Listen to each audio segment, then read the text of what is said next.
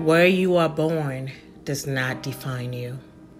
What defines you are your goals, your dreams, and your aspirations. Those will determine who you become.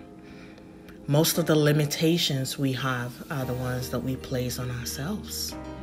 I'm here to tell you to dream big. Dream big. My guest is certainly not holding back, and you shouldn't either. This is his journey from Bolgatanga to the Olympics. Let's meet him.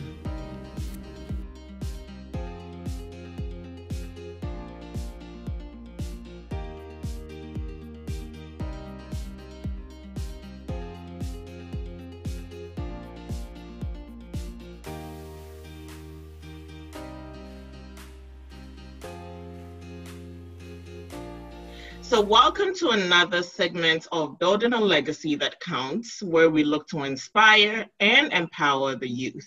My name is Akusika, and today I get to sit down with an Olympian. I am honored, and I have a feeling I'm not going to be the only one who is inspired today. Welcome, Emmanuel. Thank you very much. How are you? Doing great. How about you? You know what? I always have to ask the question because with COVID, it's almost a must to ask somebody, how are you doing? You have to. I mean, at this point. You have to. How are you coping? Managing, trying to stay healthy, trying to stay safe, being isolated from people. So it's been quite challenging, but it's doable. Everybody's doing it, so you have no choice. That's true. That is true. Florida is struggling a bit, but I hope you're staying safe. That's good. That's good. So let's jump right into it. Okay. So to me, you are a friend, right? To many, you are an Olympian. But to your parents, you are still that little boy who grew up in the town of Bolgatanga. Can you take me all the way back to where you started? Okay, so I was born in Akosombo, Ghana. My dad was a cleaner in Akosombo Hospital. My mom used to sell pito at Akosombo Market, which our house was known as the Pito House. That's right. Everybody knew us, my family. Everybody played sports really, really better than I did. But I was just determined to take it to the next level. So from there, my dad went on retirement, and then we moved to Bolga. That was back in 2004.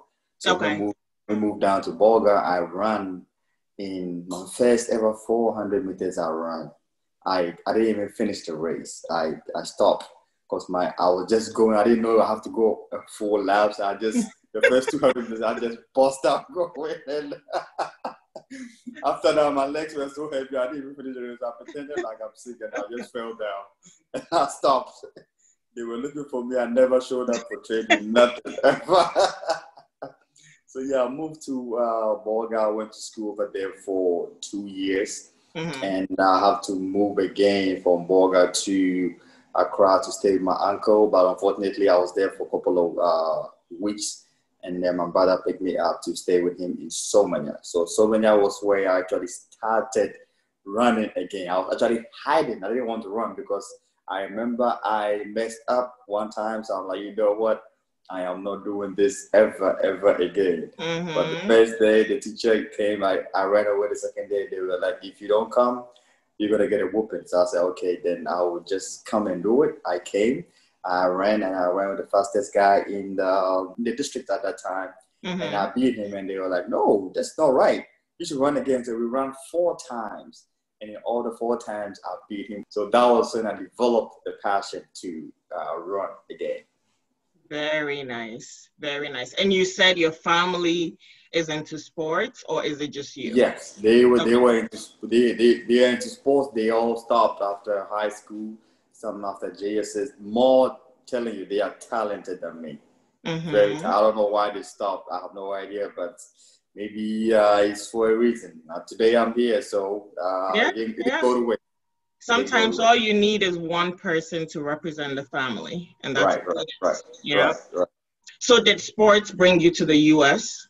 Yes, sports brought me here after when I was in high school. I saw the system of education in Ghana, the university, and I was like, I'm not going to university in Ghana. If that's the only university in Ghana, then I'll not go to school. Don't get me wrong, I'm not saying it's really, really bad. People come to Ghana for good education, but I felt the need that it wasn't a place for me. It's good for other people, but it wasn't good for me. So I took the necessary steps, if you want God to bless you, you first, if you pray for a blessing, you have to prepare for it.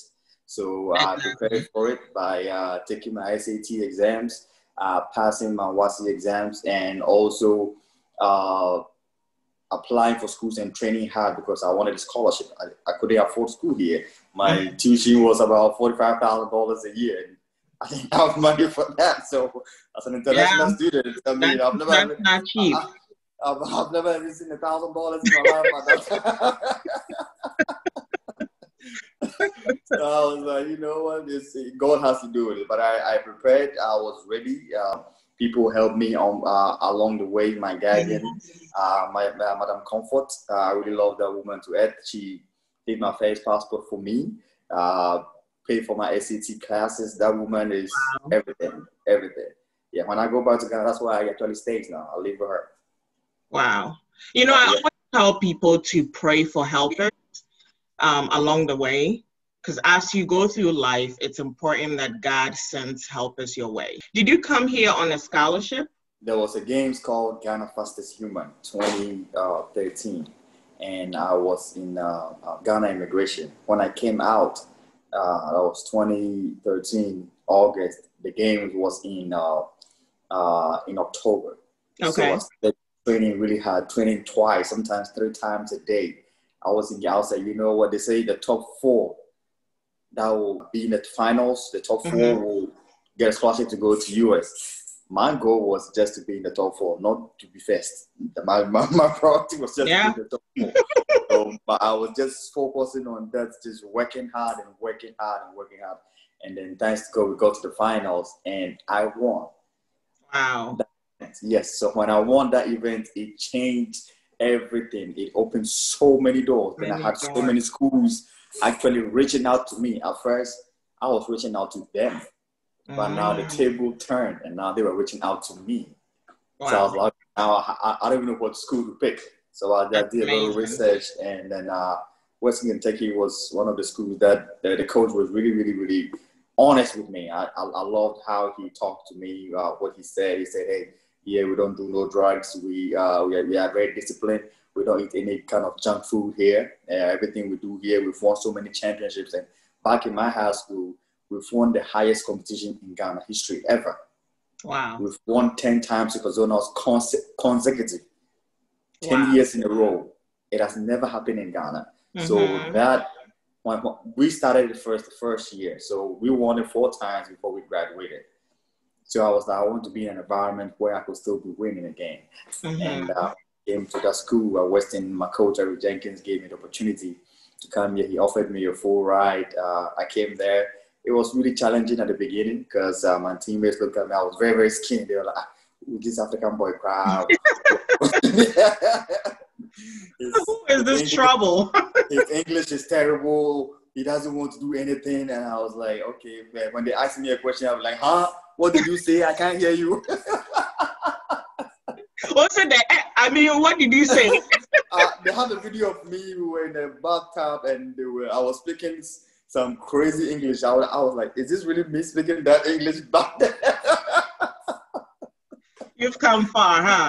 I can't believe it. But yeah, it was such a great experience. I came here. I worked very, very, very hard for that. I worked for my spot because it was a lot of athletes in my teammates. Most of them were good, and I just came here. It was cold. I didn't like it. I only see it on TV. So I was like, you know what? I just have to grind hard. I knew where I come from, and I know where I'm going. So I have to keep grinding. I kept grinding. My first year as a freshman, we went to the NCAAs. That's the highest level of sports in America in terms of collegiate level. We got 2 All-Americans, and it's been great. Yep, 2 All-Americans. I love it. Right here. Wow. Yeah. Very nice. NCAA. Very nice. But you did mention something that I really liked, and I want to go back to that. Okay. You said as you trained for that position in Ghana, right, there were 4 positions that were opened that would possibly get you a scholarship. I like Right. what you said, and that was you built goals for yourself. It wasn't necessarily to win. Your goal was to be in the top 4. And I think Yeah. that's what people need to realize, that as you make goals for yourself, you have to take it one goal at a time. You don't have to necessarily know where you're going with what you're doing, but as long as you push yourself to be in the top, that is enough to get you where you need to go, right? And so you trained to be in the top and you just so happened to win. And now the schools were looking for you versus you were looking for the schools. So I think Yeah. it's important that if you're trying, if you're Ghanaian out there and your goal is to really come out here, you know, on a full scholarship, take it one goal at a time and work as hard as you can, right? Don't focus so much on winning, but focus on doing the best you can. And I think the winning and the results will come hand in hand. So that's Based on what you said, there's one thing I've learned about myself and then in life in general. You mm-hmm, know, winning never brings satisfaction. mm-hmm, Because as soon as you've achieved something, it's like, okay, what is next? exactly. There's always doubt what is next. So you are never satisfied with the winning. So Mm-hmm, you always want more. You always want more. That's why in life, we humans, we are always trying to achieve more, try to push for more, try to push for more. So that year 2013 helped me a lot in terms of not always think about winning, but setting goals and just mm-hmm. tackling them one at a time. Whatever happens beyond the goal is more than achievable. So I thank Exactly. God that I go beyond that goal. So my goal was to just be in the top 4. Top 4. Oh, I won the event. Wow, this is so great. Now I've achieved more than beyond that I was expecting to achieve. So it brings me that inner peace and that inner joy that, hey, whatever you put your mind to, it's possible. You can do it. Yeah, and there's always room to grow, right? And so Always. you never stop there. And like you said, as humans, when you achieve one goal, you move on to the next. I do want to say that you do want to take a moment, process it, because as humans, we are quick to say, okay, what's next? Let's move on to the next goal. But we got to take that step back, process it, and then keep going. So that's amazing. That's amazing. Can you tell me what the life of a student athlete looks like, and how do you manage that with school? It's one of the toughest things that people don't realize. You know, as a student athletes, mostly in America, people think that, oh, okay, yeah, you have the scholarship paid for, everything, school, everything is paid for. You are living freely. You get priority to register classes ahead of everybody, but you don't understand that you don't have a life. There's no life for you. You wake up at 5 a.m., you go to practice. Your Wow. class is at 8. You'll be done at practice around 7 something. You have to be home, get ready to be in class before classes starts. Right after classes, maybe 2 or 3 classes, you have to be back to the gym around 1 or 3. And then right after the gym, you have to go home and shower again. And you have to be in study hall or go back to class. Wow. So by the time you are done with the day, you wake up at 5, you don't go to bed till about 12, sometimes 11, 12. And then you got to repeat the Yeah, process again. yeah, over and over and over again. And then when the season starts, sometimes you travel, leave school on Thursday, you come back on Sunday. Sometimes I remember there are some days I did my exams in the plane. I have to buy Wi-Fi in the plane to do my exam because if I don't do it, the teachers, they've done their part. They've helped you. You've given them an excuse form to be able to be absent, but there are deadlines that they also have to meet. So you have to make sure that they won't give you too much privilege so that you don't slack by. Exactly. So that is the only way. They are always on your toes, always on your toes. There's that pressure on you every second. Academic advisor is hitting you hard. Coaches are hitting you hard. You have your personal life. So you can't even have a social life. You can either do 2. You can't do all 3. You have to sacrifice one out. And I think that was what helped me. Most student athletes fail because they want to do all 3 things. They want to do the education, the sports, and then the social life. you can't combine all three. That will bring you down. So I was like, okay, I have people depending on me, and you know how African mentality works. As soon as you come to America, the money is on the tree. You can just Oh plug yeah, it. yeah, yeah. Anyway. Everybody thinks you're rich. Yeah, but they forgot that I was in school. So okay, if I'm here, I know that they're going to depend on me. What do I have to do? Then what I have to do is, okay, let me start. Let me cut some things off. So what? And thanks to God, I didn't like to party. I didn't like do social gathering, stuff like that. So when my friends are actually partying, I'll be in my room sleeping or watching a movie so that my body is not exhausted. At least I'm relaxed. I'm sitting at one place. Right. So when we go to practice, I'm always improving, and they didn't understand why, but they forgot that I have to make that sacrifice of me not having fun to achieve my goal. Yeah. And that's you can't eat your cake and have it again. And that's one thing. That's what people don't realize. Yeah. Well, what some people are missing here. They want to do everything. They're like, oh, I'm young. I need to have fun. So I ask them, so what is fun to you? Is it the partying that is the fun? You go get drunk. You do something stupid out there, and then you come back. What is the fun thing over there? So I have to cut some things off, and that was what helped me a lot to be able to graduate. I actually graduated the semester ahead. So I think 3.5 years instead of 4 years. And it's been one of the challenging things that's helped me a lot. Now, looking back into that, I can do so many things at a time because it was like a process that has been repeated over and over and over. And now I can multitask in so many different things, and it's helping me a lot. That's amazing. That's amazing. Is there a requirement that you need to maintain for school? Yes, you have to. My school, I think it was a 2.0 GPA. If you go below a 2.0, you are going to lose a scholarship. Oh, wow. Yeah, you are going to lose a scholarship. They're going to catch you, or you lose a scholarship because they've made every necessary arrangement to make sure that you get to that next level. They have free tutors. If you are slacking in a class, they will tell you, hey, the advisor will call you, you need help in this class. Let's get you a tutor. Nighttime, that tutor will come and help you understand your assignments, teach you in so many ways to get your grades up to where you need to be in order for you to be eligible to compete. Wow. So one thing that you mentioned that I really want to highlight is the fact that if you want to be successful, you have to make some sacrifices. You cannot do everything, right? You have to choose what you can and cannot do. And in your case, you have to maintain your academics, right? And you want to do sports. And so personal life has to wait. You cannot do the partying, you cannot do the going out. You really have to prioritize and decide what is important,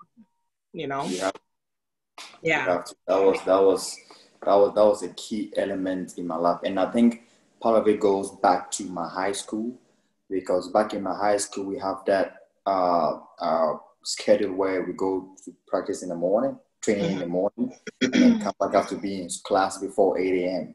in a mass, Kumasi. So it helped me a lot. I maintained that same routine back in high school. And but high school is a boarding school, so you can't go out. we artists only go out to train, and then when we come back, we are in school all the time. Also, it kind of helped me, groomed me to where I was actually going to be in my next stage of life that I didn't even know that I was going to be here.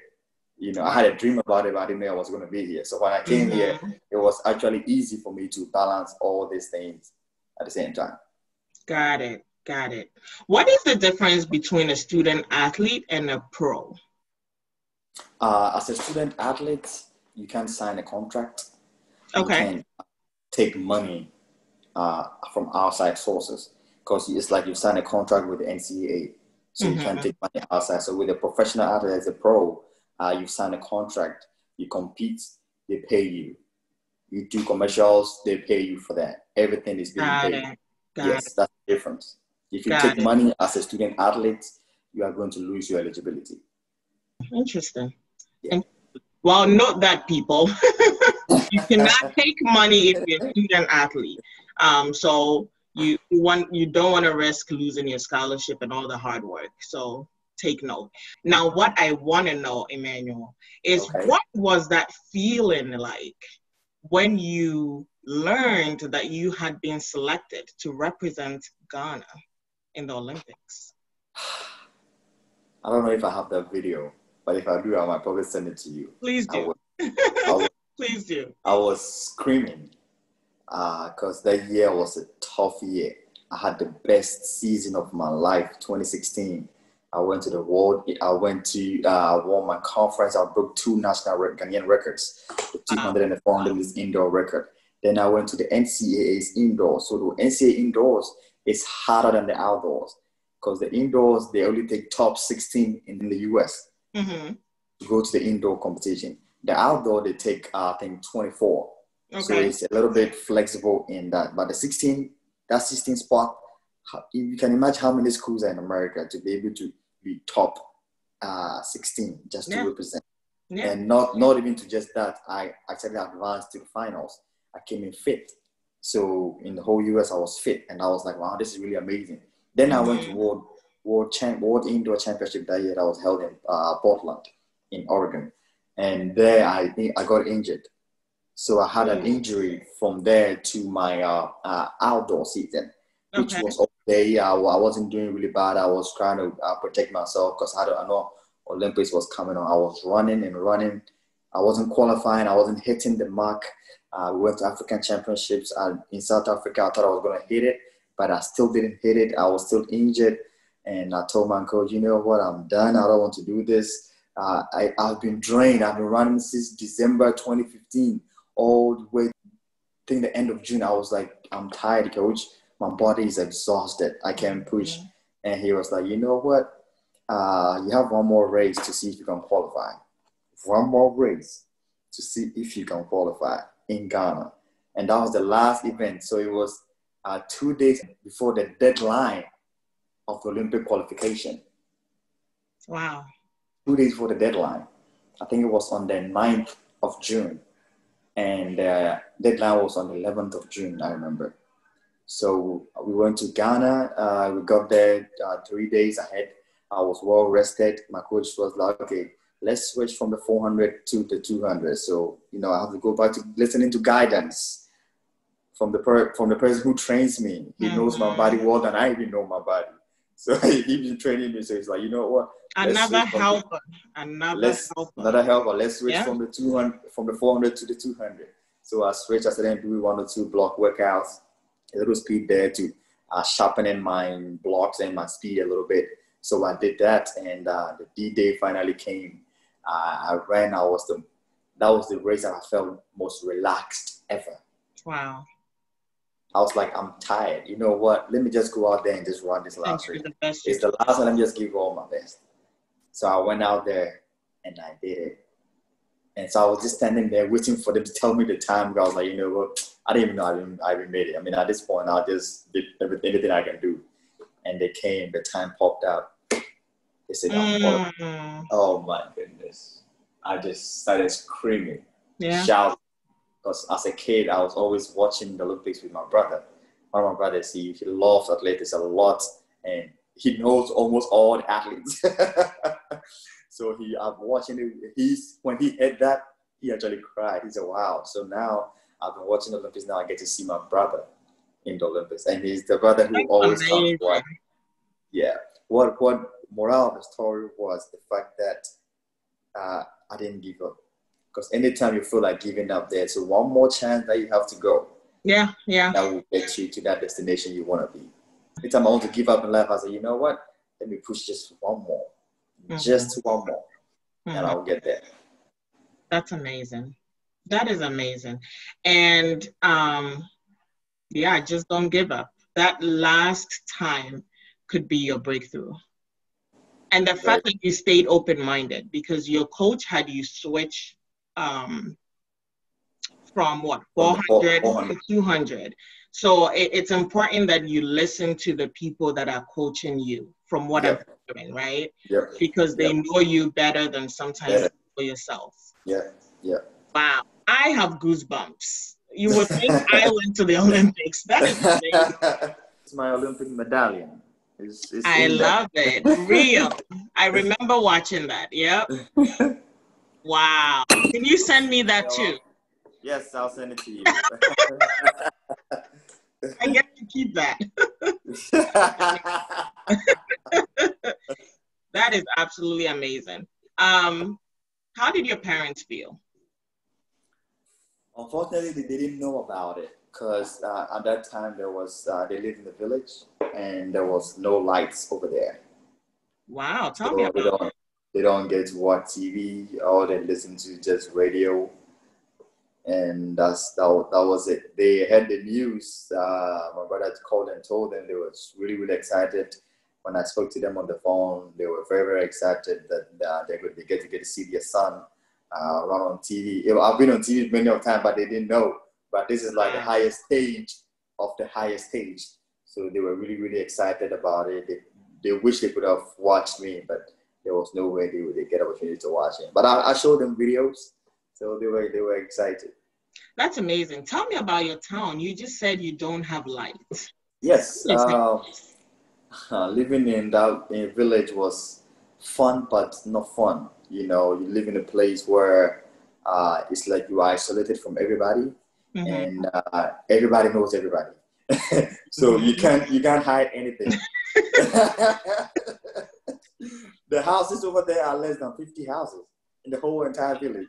So everybody knows everybody. We know you can't hide away from anybody, you know. And it was just so fun because we really get to go to the farm, go to school, come home, farm, school, home, farm, school, home. That was all the routine. All the time we go for hunting, go catch some bush meat and bring it and just cook it. Boys, we just sit down and do our own food, and it was tasted bad, but at that time it was the best we could ever do. Just being around family and friends. Yeah. But yeah, there was no light over there. We didn't even have no cell phone. Nobody even has a cell phone in the village. Not a single person had a cell phone in that village. No lights. We sleep in the darkness. A lot of mosquitoes. The mosquitoes were like my friends, like they knew my body, so they see me. They're like, they hey, showed up when you showed up. I'll be like, hey, I'm here, and I'm like, yeah, I'm here too. It was an amazing experience in my life. Yeah. It made me cherish so many things because back then I was living in Akosombo. There was never light out. We had running water because Akosombo is the workers' town. That's where the dam is. And so that place, there's no lights out. Water runs 24/7. We were good. But if we moved to the village, it was like went from 10 to 0. So I have to readjust myself to readapt to a different lifestyle, which I appreciated so much. When I see light, we only see that when the moon comes out fully. When there's you'll be amazing how nature really, really is beautiful. Trust me, when there's no light, the moon glows. Wow. It glows like the actual light that we see in your room right now. The things we take for granted. We don't even see because there's so much noise around us. We don't see them. You don't have, the televisions, you don't have the cell phones. It's just intimate time with people, With people. So there was more communication. If you want to talk to somebody, you have to go to their house, sit down and talk to them, ask about how they are doing. Face-to-face interaction was really, really great. I mean, social media is really great. Cell phones are amazing, but there's no better quality of that face-to-face interaction. Absolutely. Because there you get to feel the person more, how they feel, how they are reacting towards what you are talking about than on phone. So it was really, really an amazing experience that I cherish so much, and I'll never take it for granted. I wish I'm back in the village now. I think I'm a village boy. I love living there. I love it. I love it. I've never lived in the village, but I would love to experience it. It seems peaceful. Yeah, you are right in the midst of nature. Very true. Wow, that's amazing. So, Emmanuel, what are your thoughts on the Ministry of Sports and Youth in Ghana? One word. I think they can do more. Okay. Well, there's always room for improvement. This is how I see it. Nobody wants their child to lose in life. You want your child to succeed better than you did. So if you are being given the opportunity to bring somebody's child up to a level, why take that for granted? The country has trusted you to take this child to a next level of your life. It's like you parenting them. But then most of them just care about their stomach. They pretend they love the athletes, they want to push you, the sport, but no, they don't. Everything just circles back to soccer, which is not wrong. I mean, every country, there's one main sport that the whole nation loves. But back in Ghana at that time, back in the 60s and the 50s, it was athletics. Yeah. And then it moved to soccer. So it was mostly athletics and soccer. It keeps switching. But now other sports disciplines too have come in. But yet, still the focus is on soccer, because guess what? That's the only sport that when they request for a budget, it gets approved like that. Because all the parties get their share. It's a win-win for them. But when it comes to us, we don't get anything. And I'm like, how?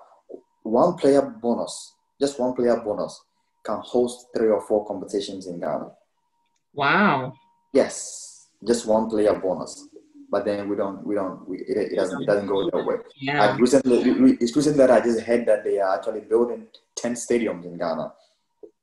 In each region, they are doing 10 stadiums. If not that, I was like, wow. If you go to Airwalk right now, you'll be like, is this really athletics stadium people train? All you see is concrete and all that. Like, this is so sad.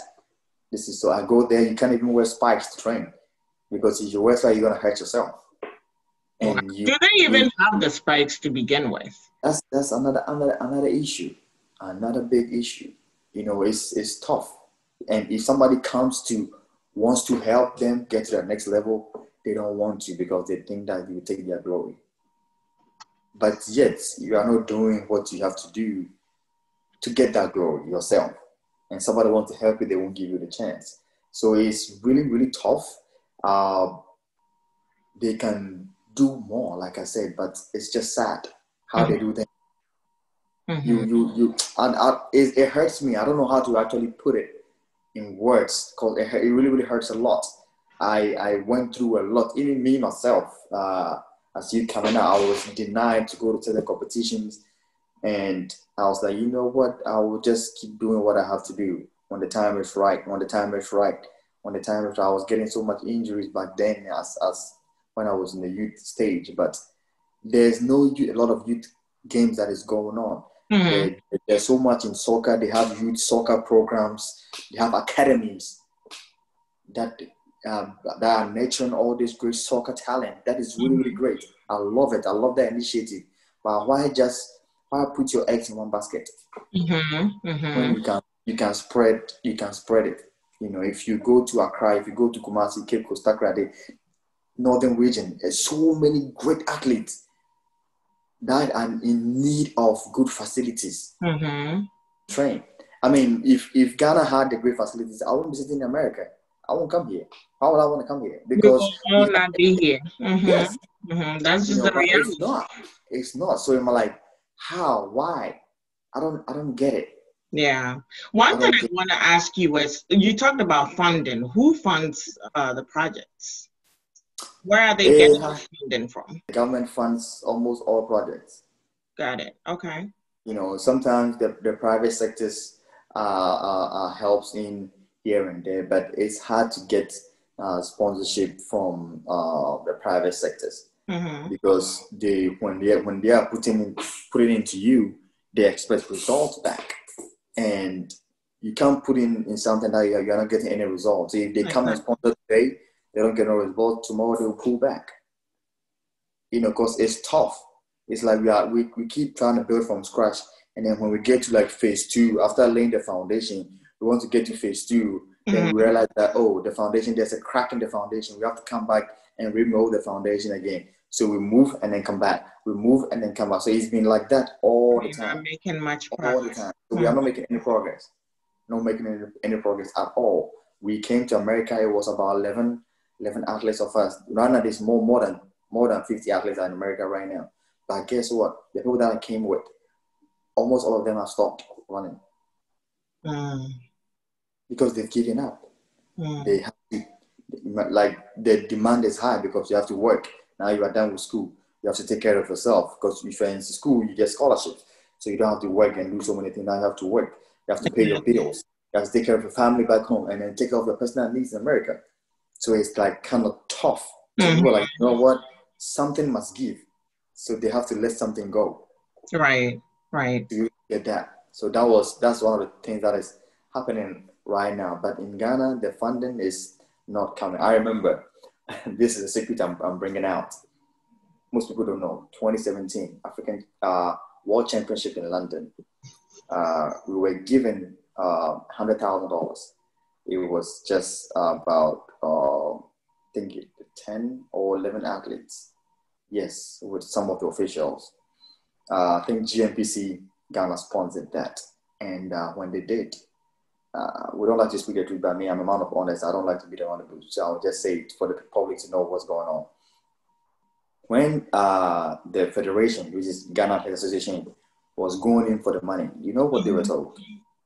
They were like, the ministry is like, okay, my secretary is going. Make sure you take care of him, of her. This person is going. Make sure you take care of them. And guess what? So whatever the money we are getting as athletes, the officials get double. Oh, wow. And I'm like, wait a minute. Why do they get double? We are the athletes. Yeah. The funding is to make sure that you get they work. They get paid monthly. We don't get paid monthly. We really get paid when we sacrifice ourselves, work so hard to be able to represent our country. So we really get like pennies. $100,000.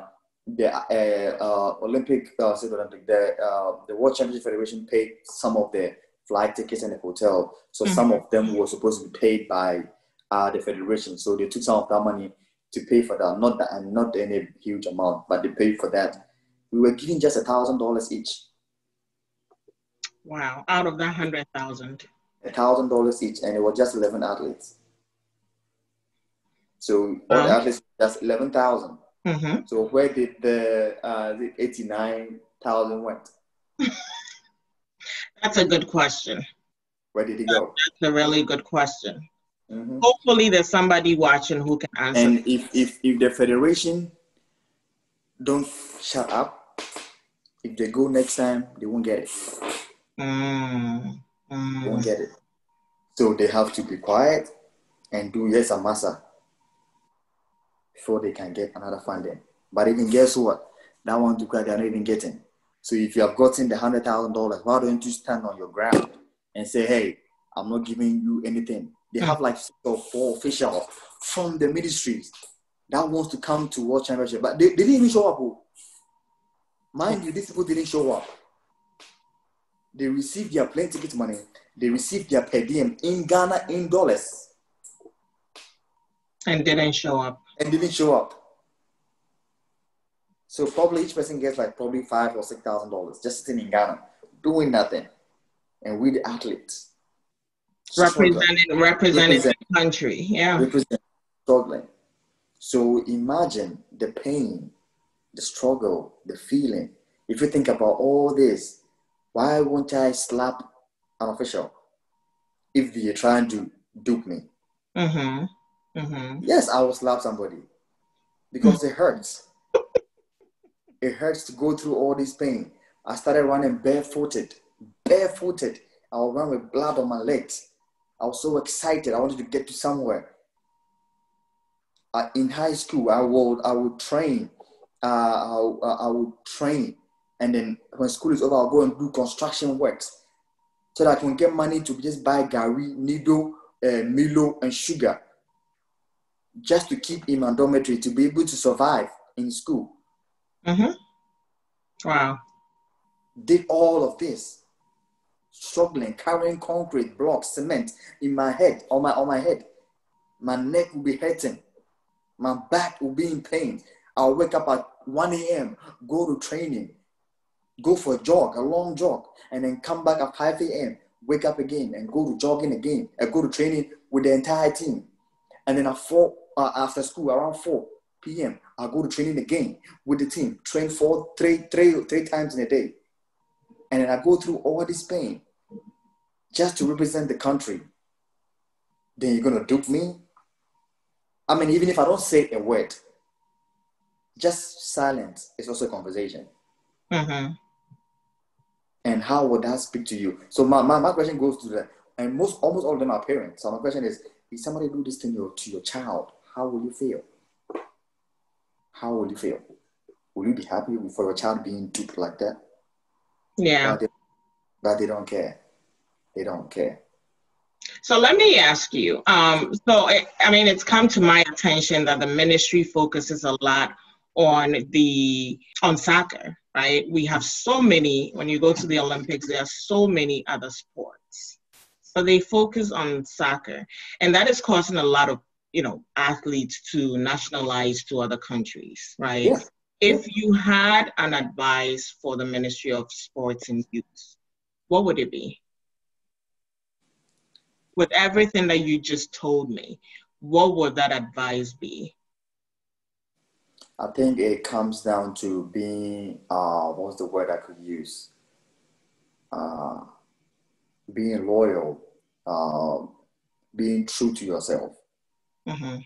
Because if you are true to yourself, honesty will take you far. And they are not being honest with themselves. They are greedy inside. We are so focused on give me, than we giving.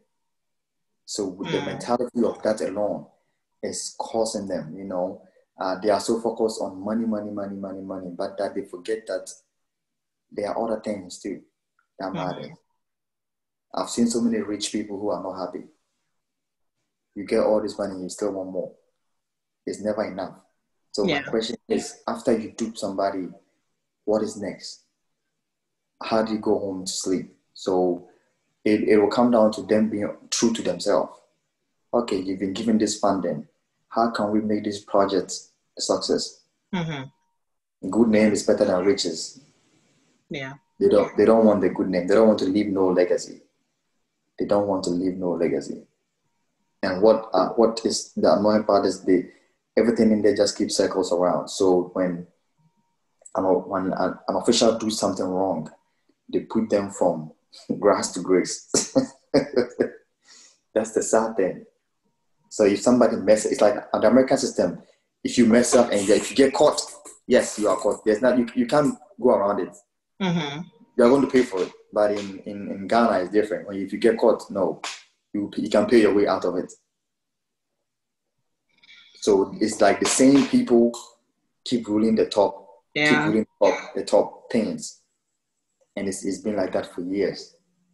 And that's what is causing us. But if we can put the money to the right use and leave a good name, people will actually live long in Ghana. So a good name is better than a peace. Yeah. So what is next for you? Is Olympics part of your future? What are you looking Yes. I was training this year, coming back stronger than ever. I was so excited and anti-corona. I call it anti-corona. Anti-corona. How has that impacted your plans? It has impacted everything. I mean, everything I had in plan. I wanted to be in Ghana right after the Olympics. So right now, I'll definitely be thinking of going back to Ghana this time of the year to enjoy family, eat some Ghanaian food. Oh, Lord, I miss it. Don't we all miss it? Eat some Ghanaian food. I think right after Corona, everybody's going to be going. But unfortunately, that's also part of life. Sometimes we make plans, but then God orders our steps. So we made the plan. We wanted to go to Olympics, but God is reordering our steps. You know what?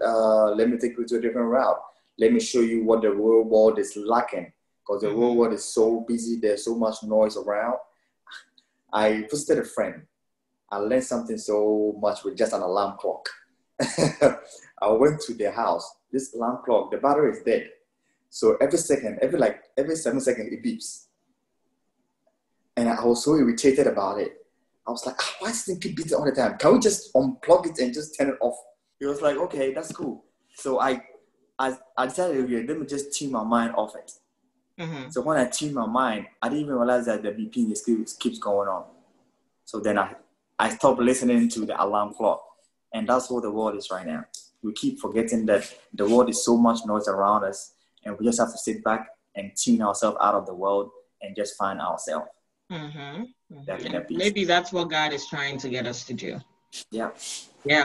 So before we sign off, what would you tell that person who has completely lost hope and lost faith? What would you tell them that you used to tell yourself as a little boy in the town of Bolgatanga as you walked in that village and had so many dreams and so many hopes, but had no idea how you were going to achieve them? What words were you telling yourself as a little boy that you will tell that person feeling hopeless today? I think your first faith. Because if you have faith, you can do all things. If you have faith and believe, mm-hmm. those two things go hand in hand. Because faith is the substance of things you don't know, you hope for, but you haven't seen them. Mm-hmm. And that's what kept me. And it's always been like that. I based on my imagination when I'm doing things a lot. My imaginations are big. Whatever I imagine, it always comes true. I imagine this, I imagine that, and I'm always believing in that and keep pushing myself and keep getting closer and closer. And that's what kept me going. Faith, belief, and self-motivation. Because if you sit down there and let somebody come and tell you what to do, mm-hmm. or what you have to do, then you are lacking. And then most importantly is what you do when nobody's watching. People want to do things when everybody's watching. They're like, oh, this guy is a great guy. Oh, this guy is a really hardworking guy. But what do you do when nobody's watching? Do you do the same thing you are doing when everybody's watching you? That is where the real honesty and the real self-motivation comes from. So me, I always ask myself, man, this thing I'm doing, somebody is doing it better than me. How can I do this to be better myself? Because somebody's sitting out there for training rise. When I'm training, I always feel like somebody out there is training better than me, harder than me. So how hard can I train today? I only have today. We are not guaranteed tomorrow. We are guaranteed today. So what can I do today? What can I do today? Even if I practice, even if I don't get tomorrow, what can I do today to make sure that, hey, by the end of the day, I achieved what I'm supposed to achieve in life. And I gave it all. I didn't leave anything in me. We don't hold ourselves accountable to so many things. We are so busy judging others that we don't even judge our own self. Mm-hmm. Because we think we are always perfect. Yeah. The youth, they should not give up, because now we live in a world where the kids don't want to work hard. They want they want everything fast. They want fast life. But there's nothing like a fast life. If you want good things, takes time. It takes time to build. It absolutely does. And that's how I want to end up this interview. Good things take time. Emmanuel, continue to build a legacy that counts. We are extremely proud of you, and I cannot wait to see you at the Olympics again. Thank you. 2021, next year. Thank you. 2021. I will be in the chairs watching you. I'll come and put the gold in your neck. Thank you so much for sitting down. Thank you. You take care.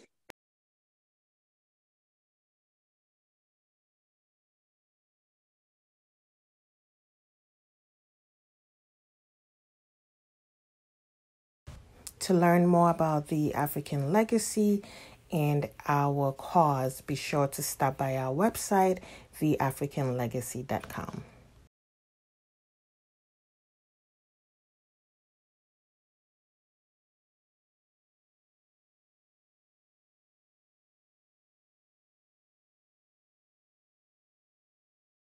Wow, now you're decorated, Sam.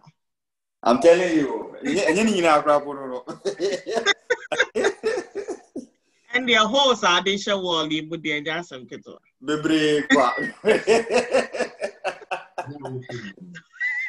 That would too now be home.